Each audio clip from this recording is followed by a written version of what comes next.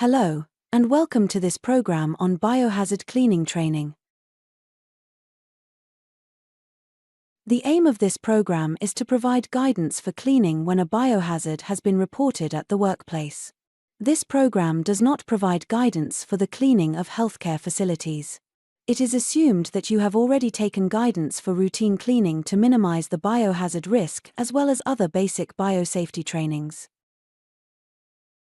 And so, in this program, we will examine the following sections. Documentation. Personal protective equipment, PPE.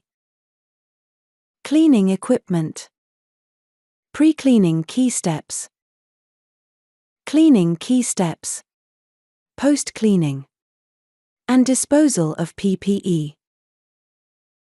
As the information regarding biohazards continues to develop, it's important to always check for the most up-to-date guidance provided by your employer, the NHS, the Health and Safety Executive, and Public Health England.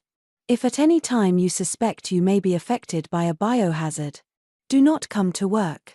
Alert your manager immediately. Self-isolate. And contact your GP or the health service for guidance.